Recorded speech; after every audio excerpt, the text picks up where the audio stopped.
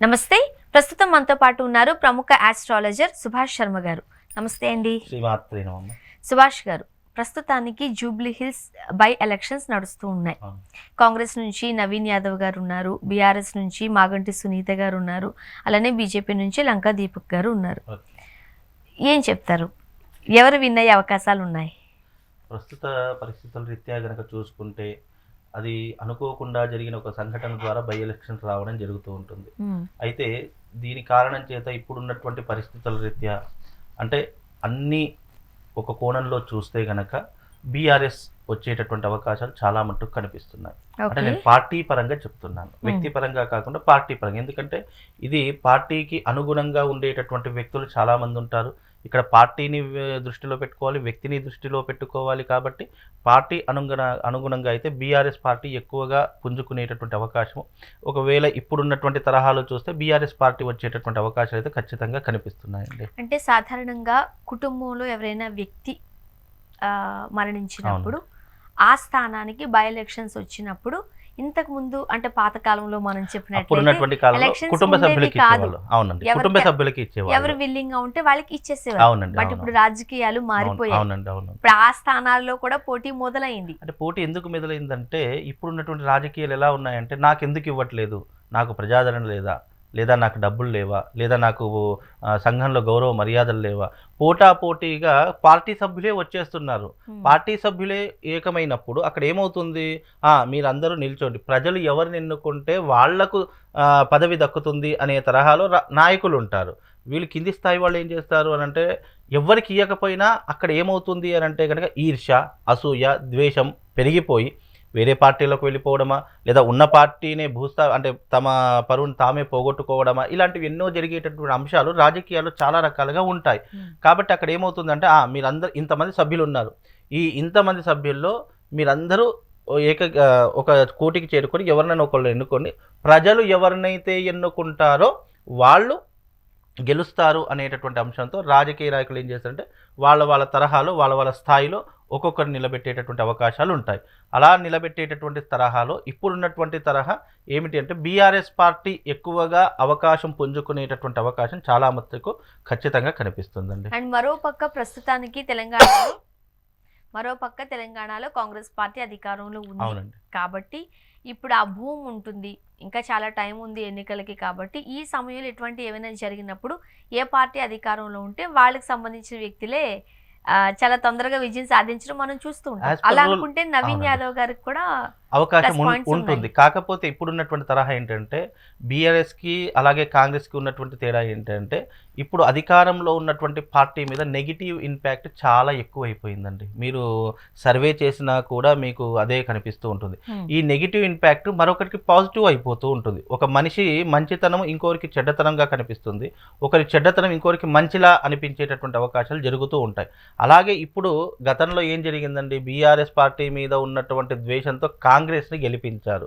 కాంగ్రెస్ గెలిపించిన తర్వాత కాంగ్రెస్ ప్రభుత్వం ఏం చేస్తుంది, ఏం లేదు, నిమ్మకు నీరెత్తకుండా అదే రకంగా ఉంది. ఇప్పుడు కాంగ్రెస్ ప్రభుత్వానికి బీఆర్ఎస్ ప్రభుత్వానికి తేడా చూస్తున్నారు. అంటే బీఆర్ఎస్ ఉన్నప్పుడు ఎలా ఉంది, అది ఏం జరిగిందా, ఎంతో కొంత న్యాయం అయితే జరిగింది. ఆ జరిగిన తరహాలో ఇప్పుడు కాంగ్రెస్ వచ్చేది ఏమీ లేదండి. ఇలా ఉంటుందో పరిపాలన అలాగే ఉంది తప్ప దాంట్లో డెవలప్మెంట్ అనేటటువంటిది ఏమీ కనిపించట్లేదు. దాని తరహాలో తీసుకుంటే కాంగ్రెస్ పార్టీ బీఆర్ఎస్ పార్టీ పక్కన పెడితే కాంగ్రెస్ కంటే బీఆర్ఎస్ కొద్దిగా ఎక్కువగా ప్రాధాన్యత చూపిస్తుంది.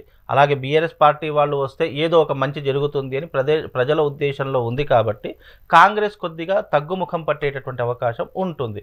గత ప్రభుత్వంతో పోల్చుకున్నా ఈ ప్రభుత్వంతో పోల్చుకున్నా దేనికి పై చేయి అంటే బీఆర్ఎస్దే పై చేయి కనిపిస్తుంది. ఎందుకంటే వాళ్ళు చేసిన అభివృద్ధులు కావచ్చు, పథకాలు కావచ్చు, వాళ్ళు నిర్మించిన ప్రాజెక్ట్స్ కావచ్చు, ఏవైనా కావచ్చు, వాళ్ళ తరహాలో వాళ్ళు మంచి చేశారు, ఎంతో కొంత మంచి చేశారండి.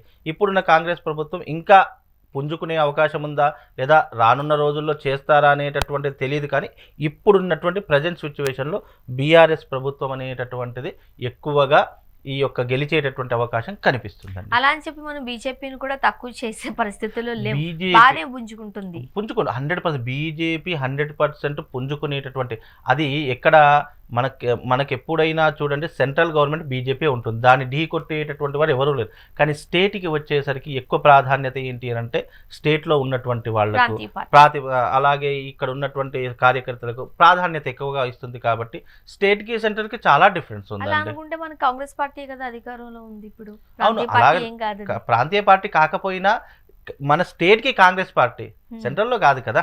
మనకు ఏదైతే సెంట్రల్లో ఉన్నటువంటి అది ముఖ్యం తప్ప స్టేట్లో ఏ పార్టీ ఉన్నా మళ్ళీ చిట్ట చివరికి కేంద్ర ప్రభుత్వం దగ్గరికి వెళ్ళాలి కదా. అవన్నీ ఆలోచించవలసిన తరహాలు. కాబట్టి స్టేట్లో ఎవరున్నా సెంట్రల్లో మాత్రం బీజేపీ ఉంటుంది. అది అలాగే కొనసాగుతుంది తప్ప బీజేపీని ఢీకొట్టేటటువంటి అవకాశాలు ఏమీ లేవు. అది స్టేట్లో ఉండి తీసుకున్నటువంటి నిర్ణయం.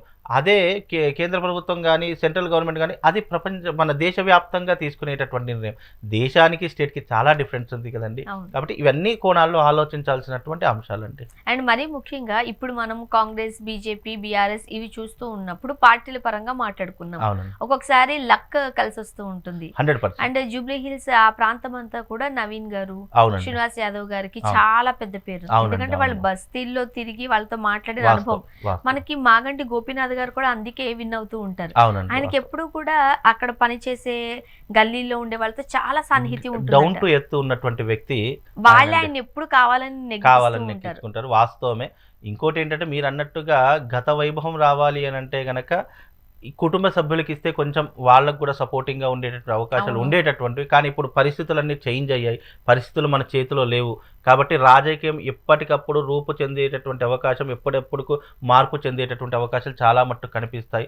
అదే తరహాలో ఇప్పుడు కూడా అంటే ఏ వ్యక్తికి వాళ్ళ స్థాయిలో వాళ్ళు మంచి వాళ్ళే కాదు అనడానికి అవకాశం లేదు.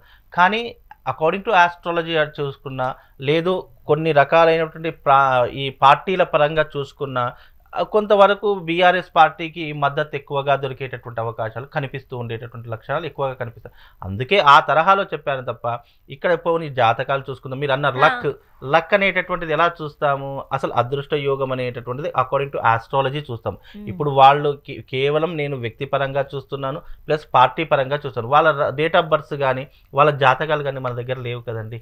లేనప్పుడు మనం నోటికి ఇష్టం వచ్చినట్టు చెప్పడం అనేటటువంటిది సమంజసం కాదు. సాధారణంగా డేట్ ఆఫ్ బర్త్ అన్ని మనకి గూగుల్లో దొరుకుతూ ఉంటాయి, కానీ అవి ఫేక్ గా ఉంటాయి కదండి. ఒరిజినల్ గా ఉంటాయి. ఇప్పుడు ఒరిజినల్ ఉండేటట్టు ఒక రకంగా ఉంటాయి, గూగుల్లో ఉండేటటువంటి ఇంకో రకంగా ఉంటూ ఉంటాయి. కాబట్టి దాన్ని బేస్ చెప్పామనుకోండి రిపిటేషన్ నా దెబ్బతింటుంది. కాబట్టి అలా చెప్పడం అనేటటువంటిది కరెక్ట్. కొంతమంది నంబర్స్ చూసి చెప్తున్నారు, ముఖ కవళికలను చూసి చెప్తున్నారు. ఉంటుందండి, ఏ జ్యోతిష్యానికి దానికే ప్రామాణికం ఉంటుంది. అది వాళ్ళ తరహాలో ఉంటుంది. నాది ఆస్ట్రాలజీ అంటే ప్లానటరీ పొజిషన్ బేస్ ఆధారంగా చెప్పుకోవచ్చు. ఒకళ్ళు ముఖ జ్యోతిష్యం చెప్తారు, ఇంకొకళ్ళు సాంఖ్యశాస్త్ర ప్రకారంగా జ్యోతిష్యం చెప్తారు, నేమ్ పరంగా చెప్తూ ఉంటారు. అంటే చెప్పేటటువంటి వాళ్ళ తరహాలో చెప్పొచ్చు, అది వాళ్ళ విఘ్నత. కానీ నాకు తెలిసిన సబ్జెక్ట్ నేను చెప్తాను, కానీ ఇతరుల సబ్జెక్ట్లో నేను వేలు పెట్టలేను కదా. ఎవరి సబ్జెక్ట్ వాళ్ళదే.